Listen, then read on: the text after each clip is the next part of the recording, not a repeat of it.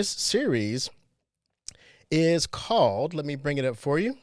It is ROI from a Zero Listen podcast. That's the name of the series, ROI from a Zero Listen podcast. Clear my throat there. There are 3 parts, and they're on 3 different parts of how to get ROI from a Zero Listen podcast. But first, let's make sure we actually define what a Zero Listen podcast is for you so that it makes sense. So let me get to that. You know who I am. So what is a Zero Listen podcast? A Zero Listen podcast is a tool used by companies to create valuable content and establish connections, measuring success by business impact rather than listenership. That's what's important. It's about creating the content and driving business, not so much about the whole podcast entity itself. So, as I said before, let's get started. This is part 2 of the Zero Listen podcast series, and this one's all about your website ROI from podcasting. So the first question you have to ask yourself is, what business are you in? I bet it's not podcasting. And that's the most important thing to understand, is that most of the times when we see statistics about podcasting, it's from people who are in the business of podcasting. And those really don't equate to what we need as business people who are using podcasting in our content strategy. The biggest difference is those are entertainment podcasts. Their purposes are different. They're maybe supporting a cause, maybe to educate, entertain, or to just make money on the podcast. Their formats can be often unstructured. The tone can be a wide range, typically less formal, could be humor, could be around pop culture. And the target audience is broad. It is anybody who will listen, and typically it's around a certain social demographic. Now, for your business podcast, it's very, very different. It has a purpose, and that purpose is brand awareness, building authority for your company, thought leadership, boosting content output, and also, of course, lead generation. We have to show that there's a business purpose to all this as well. So your purpose, as you see, is very, very, very different from an entertainment podcast. Also, your format's different. You're going to have more structure to it. It'll be semi-scripted. Also, the tone will be different. It'll be much more professional. It can be technical. It's okay to use industry jargon, but as long as it's toned to your target, you know who your target audience is, and you talk to them in a way that your audience is used to hearing in terms of the terminology.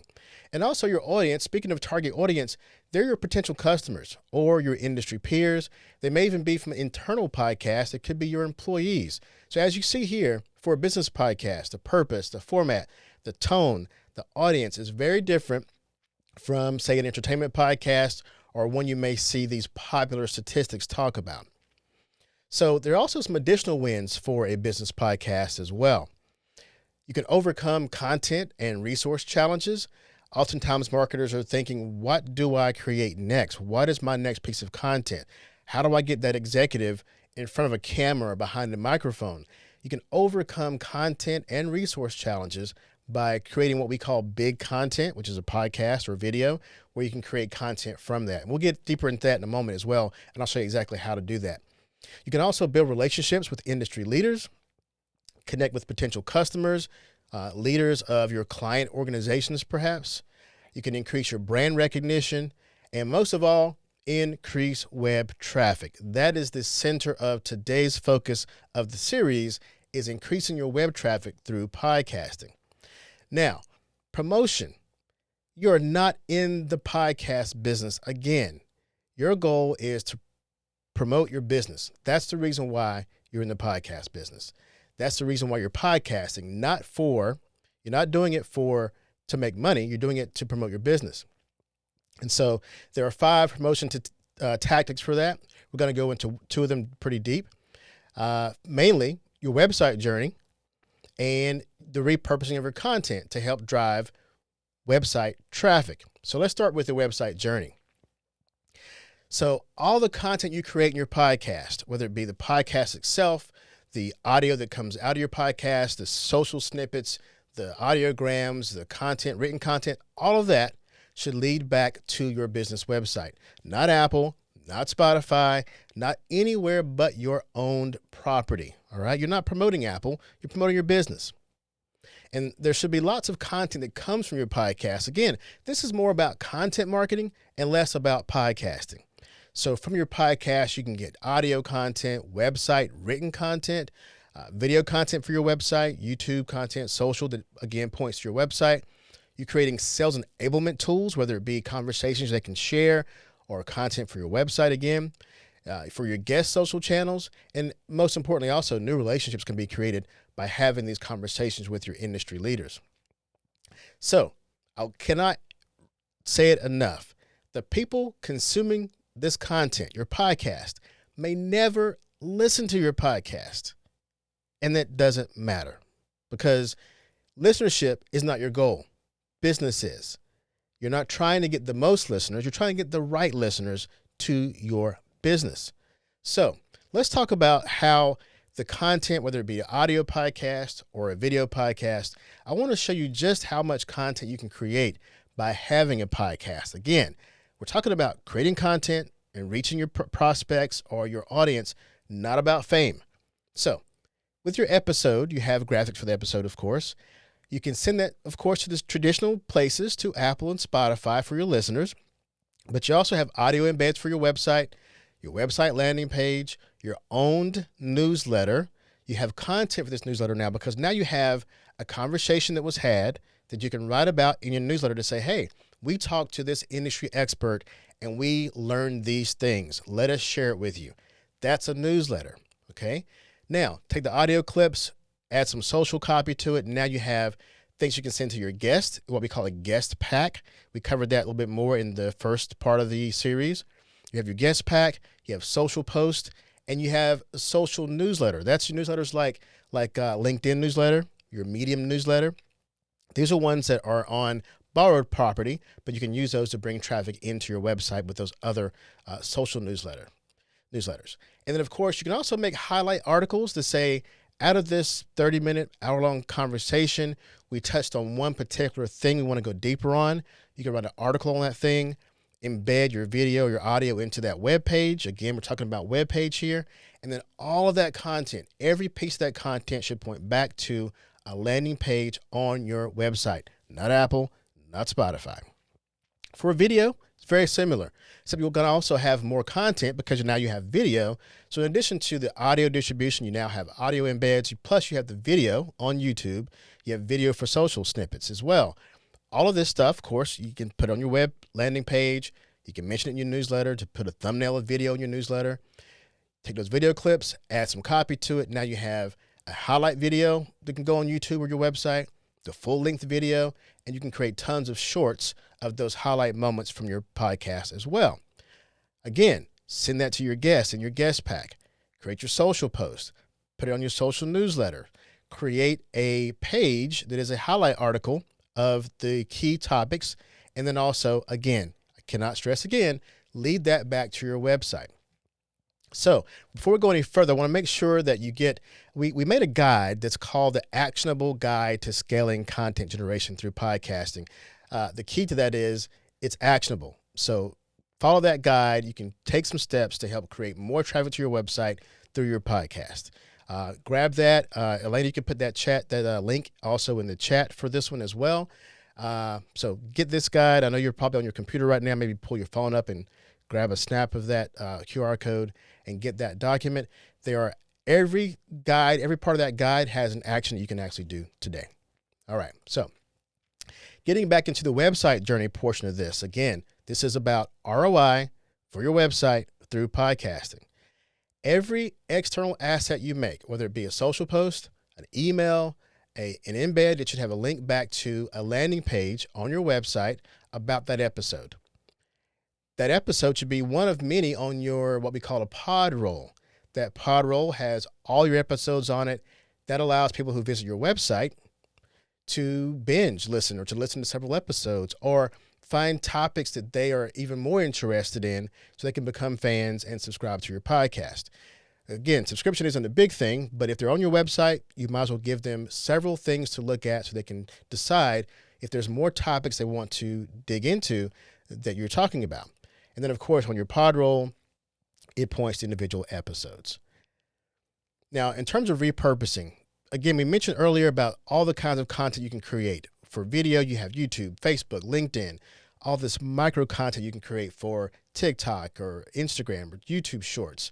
And then you also have micro audio like waveforms and audiogram text animations. All of those can be included in your email promotion, can be included on your web page, and also you can schedule it out weeks, months, years ahead or after your podcast is already aired. Now, that's something that we do that has been very, very useful is, let's say you have a podcast that airs January 5th. A week later, you post some content about that podcast. A month later, you schedule something. You schedule something out a month later, 2 months later, 5 months later, 8 months later, a year later. Then when you have another podcast come out, say February 1st or later on in January, do the same thing. And what happens is that compounds over time to where now you have a content machine coming out of this podcast. You're getting more brand recognition. You're getting more traffic to your website, and it's compounding, and it's always driving traffic even when you're not doing your podcast. All of that should be pointing back to your website, to the episode page for that particular episode, because people are interested in that particular topic. They can find out more topics when they get to your website, and of course, learn about your business at the same time. So let's talk about that website journey. Again, everything goes to your website. Reiterate that again. And on that website, you should have a form. You'd be surprised at the leads you could generate by having a form near your podcast page, on your podcast page, on your pod roll, and also on the episode. They may want to listen or read about your podcast because they may know that, well, I got here because of a newsletter, or I was forwarded a newsletter, or I heard about it through a web page. You want to take every opportunity to connect with your audience and get first-person data, first-party data. You won't get that from Apple or Spotify. You won't be able to put your form on an Apple page, put it on your site, and drive your traffic there. So let's talk about some of the ways you measure, because we're talking about ROI, and we can't talk about ROI without talking about measuring. Now, there are some popular metrics, but I say they're safe to ignore. The ones that you find on your hosting platform or your individual podcast aggregates, they're popular, but they're not as useful. Downloads, subscribers, listens, these are all things that we hear about a lot. We see the statistics about them. Subscribers is probably the very worst metric because most people who listen to podcasts don't actually even subscribe. They may be interested in one particular episode that they listened to, went to your website, maybe even done business with you, but they never subscribed. That is a horrible metric. These metrics are only useful when the podcast is your business, if you're selling ads, if you depend on selling from your podcast.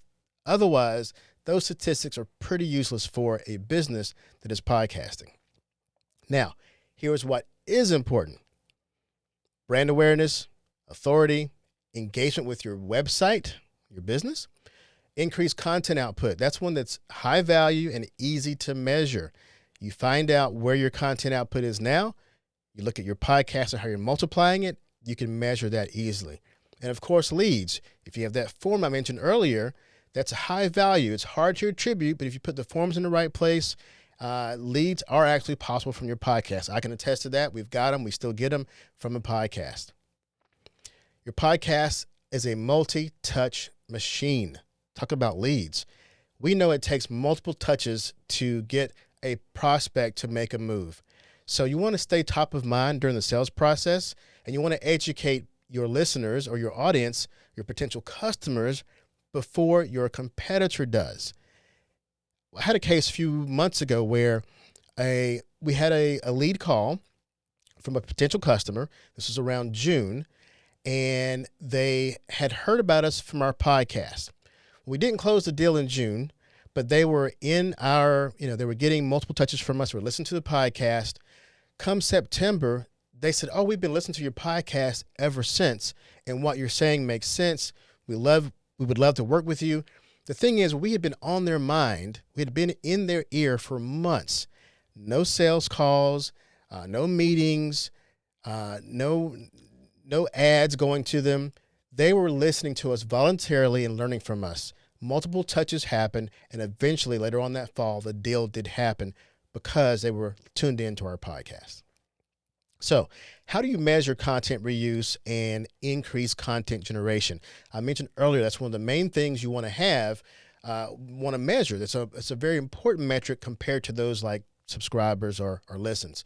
And you want to measure that because you have all this content, your blogs, newsletters, videos, and more. You want to know how that reuse can provide insights and into efficiency of how you're actually creating content from your podcast. So what do you want to measure? Increase in content output. Find out how many blogs you're writing right now per month and the quality of them, because this isn't about just quantity without quality. Quality is very important here, but of the quality you're creating, how much quality you're creating in terms of video, in terms of your blogs, in terms of updating your web pages. Even your old pages can take new video content from these podcast conversations. So how have you been doing that so far? That's your base. You take that and you measure how you're growing from there. And how do you measure that? You're going to track it. You're going to say, okay, we're doing one good article per month now because the podcast we're cranking out 4 quality articles, or we're updating more articles than we were before because now we have relevant content from our podcast conversations that can now be placed into these articles. We're creating more social posts because we have more to talk about. We're talking to more experts. We have more quality content to push out there than we did before. That's how you're going to measure the content output. Where is that data? It's going to be in your content management system where you're storing your content. Your social media calendars, are they filling up?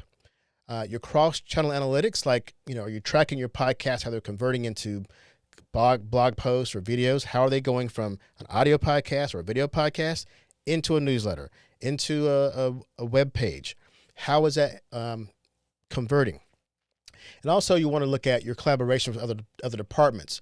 In other words, is sales asking for enablement tools and now you have conversations from thought leaders that answer those questions? That data may be in your CRM. All right. So with the actionable guide that we gave to you earlier, with this information, it's time to get to work and create your podcast. You may or may not need a partner to do that. There's many tools that allow many companies to do that in-house now.